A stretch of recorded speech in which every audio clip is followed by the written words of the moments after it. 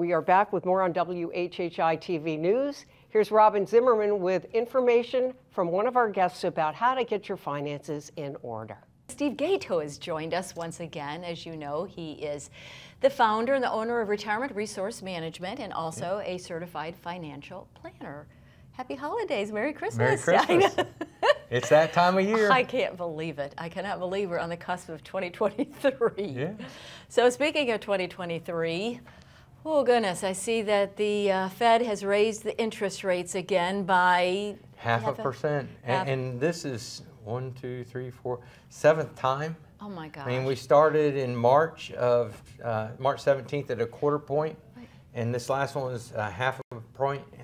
Fed rates up to 4 1/4 from a quarter. And so, Steve, for those that don't completely understand, why does the Fed do that? Well, they spent too much money. Okay. and so with all the stimulus and COVID and everything that they've been dealing with, they put too much money into the system and it got overheated, and that causes inflation and a lot of other challenges that are out there. Right. And so they're trying to control it because you're going to get poor through inflation the other way. And so they really don't have a choice except to try to slow it down. And so just like a highway patrol officer on the side of the road, when you know they're there, you slow down. Okay, so how does it slow down the rate of inflation by raising interest rates? Yeah, so it impacts a lot of different things. So in the housing market, the cost of borrowing to your mortgage, since that gets higher, less people are qualifying and less people will actually purchase homes. Well, that goes into a lot of different things. The cars are another example. As interest rates go up, people can't buy those big ticket things.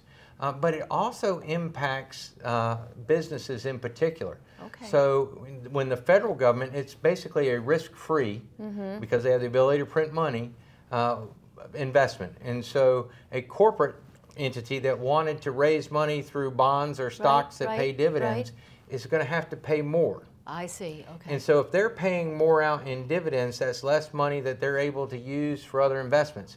And that's true with our government. So when you start thinking about what impact all of this is going to have on us as a society, is the interest is one of the first things that's paid. And so, you know, the big ticket things that are out there, you've got Social Security, that's a huge payment that has to go out every single month.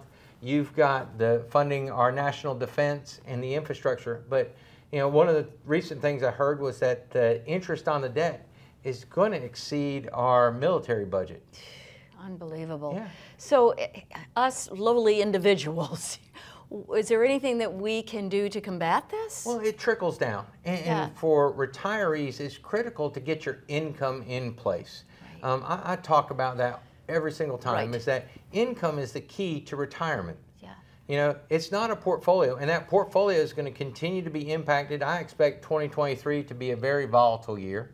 I expect there's going to be a lot more challenges. Costs are not going to go down as rapidly as we would like them.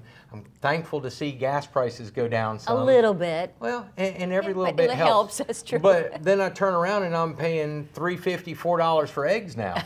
I know it. And so that's why the Fed has to raise the interest rates, is to slow things down, to make things hopefully a little bit more affordable, or to stop the increase. All right, so in our final 45 seconds, any advice for us for 2023 very quickly, just a quick blurb? Well, I would take a break during the holidays and relax, breathe, enjoy family, enjoy friends, enjoy the season.